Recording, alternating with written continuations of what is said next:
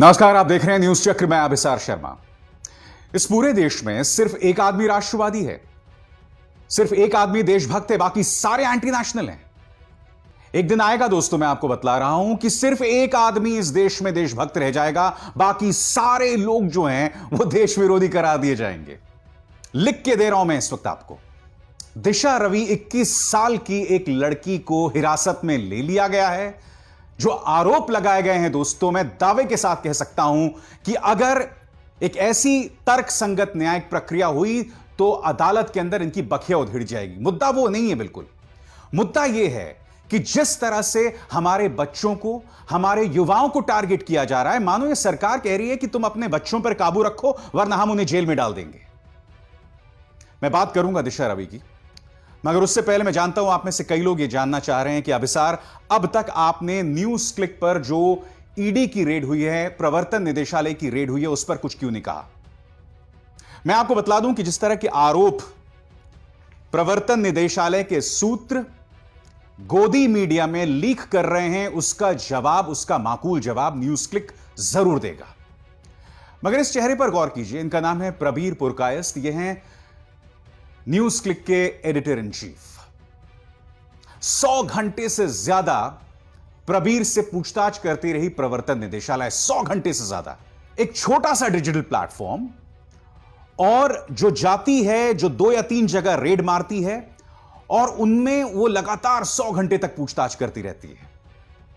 मैं आपको बतलाना चाहता हूं प्रबीर पुरकायस्थ हैं कौन। प्रबीर पुरकायस्थ वो शख्स हैं दोस्तों, जब देश में आपातकाल लगाया गया था 1975 में, तो ये जेल में थे। जेल में रहकर इन्होंने अपनी पढ़ाई पूरी की। ये उन लोगों में से नहीं थे जो भेष बदलकर या सिख का भेष बदलकर जो हैं गायब हो गए थे। नहीं, प्रबीर पुरकायस्थ को उस वक्त की कांग्रेस सरकार ने जेल में बंद कर दिया था, और जेल में रहकर इस शख्स ने अपनी पढ़ाई पूरी की। और आप भी जानते हैं, आप जो न्यूज क्लिक के दर्शक हैं, कि न्यूज क्लिक समाज के सबसे वंचित व्यक्ति, वो शख्स जिसे मुख्यधारा का मीडिया भूल गया है, उसके मुद्दे उठाती रही है। और यह कहीं ना कहीं प्रबीर पुरकायस्थ की सोच है। मैं आपसे जानना चाहता हूं कि जब आपातकाल के खिलाफ प्रबीर पुरकायस्थ ने आंदोलन किया था, आपातकाल के खिलाफ भारतीय जनता पार्टी के कई बड़े नेताओं ने आंदोलन किया था, कई जेल गए थे, और प्रबीर हमेशा से ही जो सत्ताधारी पार्टी है उससे सवाल करते रहे हैं। तो जब प्रबीर उस वक्त गलत नहीं हुए, तो अब गलत कैसे हो गए। मैंने कहा ना कि जो आरोप न्यूज क्लिक पर लगाए जा रहे हैं, जो लीक किए जा रहे हैं, उसका जवाब न्यूज क्लिक देगी। मगर मैं आपसे सीधे सवाल कर रहा हूं, जो शख्स आपातकाल में जेल के अंदर था, वो अब गलत कैसे हो गया। जो शख्स लगातार किसानों के मुद्दे को उठाता रहा, जिसकी संस्था किसानों के मुद्दों को उठाती रही, वो अब गलत कैसे हो गया। मैं आपको बतला दूं कि इस मुद्दे पर न्यूज क्लिक को समर्थन भी मिला है। मैग्सेसे पुरस्कार से सम्मानित पी साईनाथ और रवीश कुमार, दोनों ने न्यूज क्लिक के लिए अपनी आवाज बुलंद की है। रवीश कुमार ने पहले इस मुद्दे को अपने कार्यक्रम में उठाया और उसके बाद खुद एक स्वतंत्र संदेश दिया। रवीश कुमार ने वो 2 संदेश क्या दिए, आप खुद सुनिए। न्यूज क्लिक चैनल और वेबसाइट के दफ्तर में ईडी ने छापे डाले हैं। यह चैनल सरकार से सवाल करता रहता है। मशहूर एंकर अभिसार शर्मा इसी चैनल के लिए कार्यक्रम करते हैं, जिसका नाम है न्यूज चक्र और बोल के लब आजाद हैं तेरे। ईडी न्यूज क्लिक के शेयर होल्डर और इसके व्यवस्थापकों के यहां छापे डाल रही है। भारत में प्रेस की आजादी है, जो कि आप देख ही रहे हैं। मुख्य धारा की मीडिया के जितने भी बड़े संस्थान हैं, उनका गोदीकरण संपूर्ण हो चुका है। और अब जो दूसरी जगह हैं जहां पर बची खुची रिपोर्टिंग है या फिर सवाल उठाए जाते हैं, जैसे न्यूज क्लिक है, वायर है, न्यूज लॉन्ड्री है, कैरवन है, इन सब पत्रिकाओं पर और वेबसाइट पर निगाह है कि कैसे इन्हें खत्म किया जाए। तरीका है मुकदमा या फिर छापा।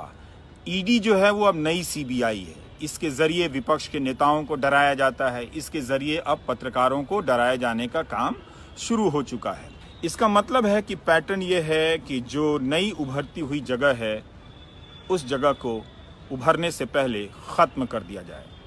आज आपको सोचना होगा दोस्तों कि क्या समाज में उस शख्स को टारगेट किया जाएगा जो समाज के वंचितों के लिए मुद्दा उठाते रहे, जो गोदी मीडिया ना हो, जो सरकार की जी हजूरी ना करे, यह आपको सोचना है। अब मैं बात करना चाहता हूं दिशा रवि का। जलवायु परिवर्तन से जुड़ी एक एक्टिविस्ट बेंगलुरु जाती है दिल्ली पुलिस, इन्हें गिरफ्तार करती है और अब 5 दिन के लिए हिरासत में है। मैं आपको वीडियो दिखाना चाहता हूं। वो बाहर निकल रही हैं और यह भी बतलाया गया कि अदालत के अंदर उनकी आंखों में आंसू थे। उन्होंने सिर्फ यह कहा कि मैंने एक गूगल डॉक्यूमेंट में, उस टूल किट में सिर्फ 2 छोटे छोटे परिवर्तन किए थे, मेरा क्या दोष है। अब मैं आपको वीडियो दिखाने जा रहा हूं दोस्तों। पत्रकार उनसे पूछ रहे हैं कि आप रो क्यों रही थी। हद है दोस्तों, सबसे ज्यादा संवेदनहीन सवाल कोई किया जा सकता है, जिससे पता चलता है कि ये पत्रकार किनकी सुपारी लेके चलते हैं। ये वीडियो देखिए दोस्तों। दिशा कुछ कहना चाहेंगी? दिशा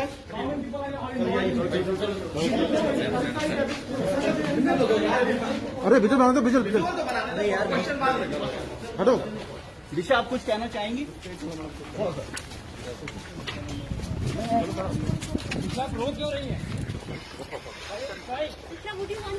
दिशा कुछ आप कहें। अब ये 3 तस्वीरें देखिए। यहां पर आप दिशा रवि को देख रहे हैं, साफ सफाई कर रही हैं, स्वच्छ भारत अभियान की ब्रांड एम्बेसडर बन सकती हैं। और इसी तरह से दिशा रवि ने जलवायु परिवर्तन से जुड़े मुद्दे उठाए। पुलिस ने जो उन्हें हिरासत में लिया, उन्होंने क्या कहा मैं आपको पढ़ के सुनाना चाहता हूं, जो अपने आप में बहुत ही हास्यास्पद है। आपके स्क्रीन पर पुलिस ने क्या कहा। इस प्रक्रिया में इन लोगों ने प्रो खालिस्तानी पोएटिक जस्टिस के साथ साझेदारी की और उनका मकसद था भारत के अंदर असंतोष फैलाना। उन्होंने ग्रेटा थनबर्ग के साथ साथ इस टूल किट डॉक्यूमेंट को शेयर किया।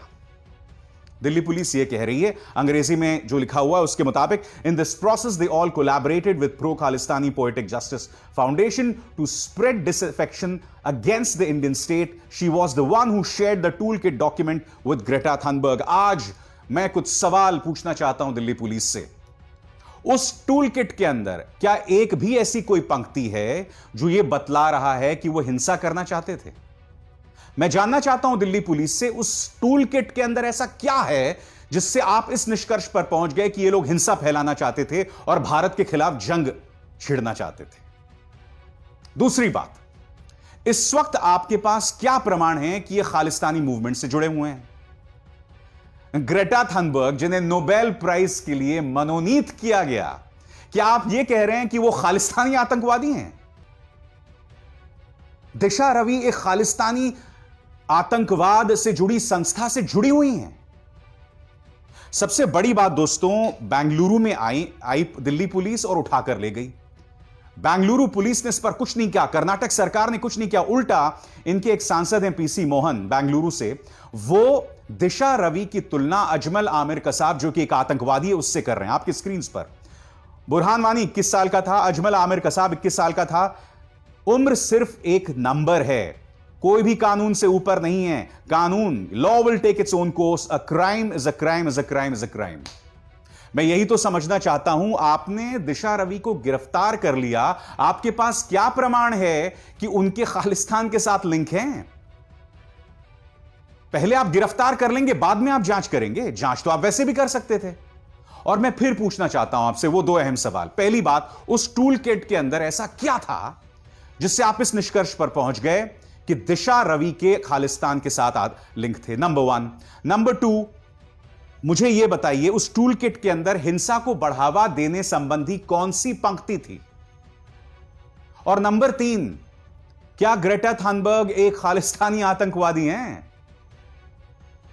अपनी भद क्यों पिटवा रहे हो मेरे भाई? देश की साख पर बट्टा क्यों लगवा रहे हो? देश का मखौल मत बनाओ, देश का मजाक मत बनाओ। मैंने कार्यक्रम की शुरुआत में कहा, हमें यह संदेश दिया जा रहा है कि या तो तुम अपने बच्चों पर काबू पाओ, वरना हम उन्हें जेल में डाल देंगे।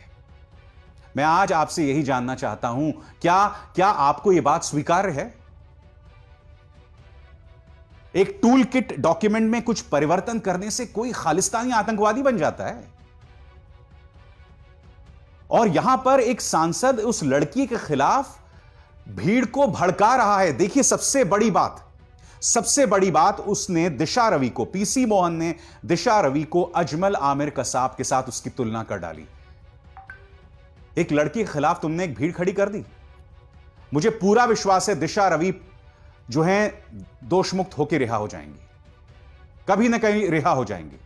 मगर पीसी मोहन ने, जो कि सांसद है बेंगलुरु से, उन्होंने एक भीड़ खड़ी कर दी है इस लड़की के खिलाफ, एक 21 साल की लड़की के खिलाफ। मैं जानना चाहता हूं आखिर इस पीसी मोहन पर क्या कार्रवाई की जाएगी, बताइए। अब मैं आपको सुनवाना चाहता हूं दिशा रवि की आवाज। दिशा रवि किस तरह से जलवायु परिवर्तन पर बोलती रहती हैं, आपकी स्क्रीन पर सुनिए। Hey, my name is Disha. I'm a climate activist. I'm a part of Fridays for Future India, and I've been organizing and mobilizing people for climate activism since last year.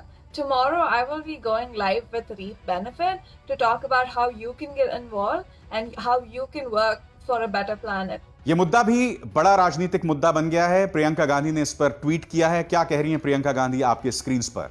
डरते हैं बंदूक वाले एक निहत्ती लड़की से, फैले हैं हिम्मत के उजाले एक निहत्ती लड़की से। मुझे खुशी है इस बात की कि इस मुद्दे को कांग्रेस उठा रही है, क्योंकि विपक्ष का यही काम है, किसी तरह का कोई अत्याचार, किसी तरह की कोई नाइंसाफी हो तो इस मुद्दे को उठाया जाए। मगर आज आपको खुद से सवाल करना है कि देश की इज्जत दिशा रवि, प्रबीर पुरकायस जैसे लोग जो हैं वो उनकी इज्जत को तार तार कर रहे हैं, या देश की इज्जत दिल्ली पुलिस कर रही है। मैं आपसे पूछना चाहता हूं कि क्या सिर्फ एक आदमी सही है? दिशा रवि भी गलत, ग्रेटा थनबर्ग भी गलत, रियाना भी गलत, अमेरिकी कांग्रेसमैन भी गलत, ब्रिटिश सांसद भी गलत। हम क्या संदेश दे रहे हैं कि पूरी दुनिया हमारे खिलाफ हो गई है? और मैं फिर दोहरा दूं, दुनिया को अब भी भारतीय लोकतंत्र पर भरोसा है, मगर इस लोकतंत्र को बहुत ही सुनियोजित ढंग से कुचला जा रहा है, लोगों में डर पैदा किया जा रहा है। आज आपको खुद को यह सवाल पूछना पड़ेगा। मैं आपको एक और तस्वीर दिखाता हूं। मेरे सहयोगी काशिफ ककवी ने यह ट्वीट किया है और इसके अंदर मैं आपको बतलाना चाहता हूं दोस्तों हुआ क्या।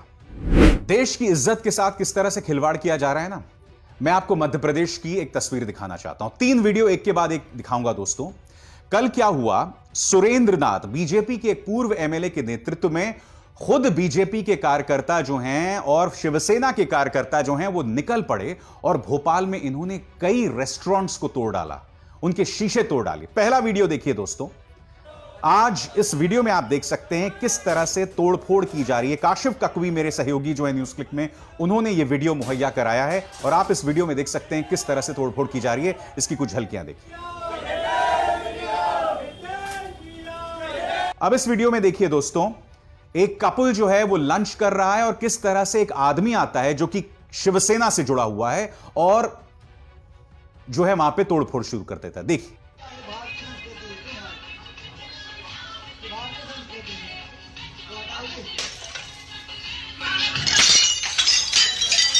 क्या है? अब पुलिस ने कार्रवाई जरूर की है, केस दर्ज कर दिया है, वो एक अलग मुद्दा है। मगर सुरेंद्र नाथ जो कि बीजेपी का पूर्व एमएलए है, इसका यह कहना है कि हर चीज सरकार नहीं कर सकती, जनता को मुद्दा अपने हाथों में लेना पड़ेगा। यानी कि एक पूर्व एमएलए जनता से कह रहा है कानून को तोड़ो। दूसरी बात यह कहता है, उसने कहा कि इस हुक्का बार के अंदर ड्रग्स का कारोबार होता है और फिर आदत से मजबूर उसने लव जिहाद को भी जोड़ दिया। तो मैं ये जानना चाहता हूं इस सुरेंद्र नाथ से कि भैया मुझे एक बात बताओ कि अगर ड्रग्स का कारोबार हो रहा है तो उस पर अंकुश किसको लगाना चाहिए? सरकार को लगाना चाहिए या आपको लगाना चाहिए? देश की जनता अगर इसी तरह से कानून हाथ में लेती रहेगी तो लोग आपके घर में घुसकर आपको लिंच कर देंगे। यही होने वाला है आने वाले दिनों में और हो भी रहा है। दिशा रवि के साथ जो हुआ वो तो चलो पुलिस ने किया, मगर सुरेंद्र नाथ जैसे लोग और पीसी मोहन जैसे लोग जो कि एक मौजूदा सांसद हैं, जो जनता के खिलाफ, हमारे युवाओं के खिलाफ, हमारे बच्चों के खिलाफ लोगों को भड़का रहे हैं, वो कहीं ना कहीं एक गलत मिसाल पेश कर रहे हैं। क्या क्या सुरेंद्र नाथ ने, आप खुद सुनिए। काम सरकार भी नहीं करा पाती, ये काम जनता का है, जनता इस काम को करे। और इन हुक्का लाउंजों में आजकल हो क्या रहा है, छोटे छोटे बच्चे, स्कूल के बच्चे, कॉलेज के बच्चे, ये सब जाके वहां पर हुक्का तो नाम है, वहां पे उनको नशे का आदी बनाया जा रहा है। हीरोइन, चरस, इसमें गांजा, इस टाइप की चीजें वहां पे दी जा रही है और उन बच्चों को जो है ब्लैकमेल भी किया जा रहा है। भाई नशे का आदी बना के फिर उनको जो है गलत काम में भी लगाया जा सकता है। वहां लब जिहाद और नशा, ये सब चीजें जो है वहां हो रही है।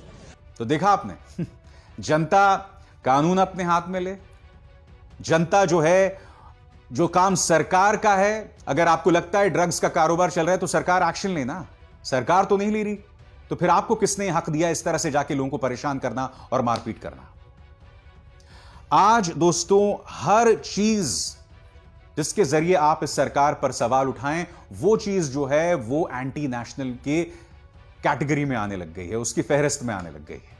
मसलन आपके सामने बड़ी खबर, क्या आप जानते हैं कि एलपीजी गैस सिलेंडर जो है, प्रति सिलेंडर उसका दाम 50 रुपए बढ़ गया है। मैं आपसे पूछना चाहता हूं कि क्या इस मुद्दे पर भी आवाज बुलंद करना देशद्रोह है? क्योंकि जब कांग्रेस के जमाने में ऐसा होता था तो बीजेपी तो बहुत जम के उठाती थी।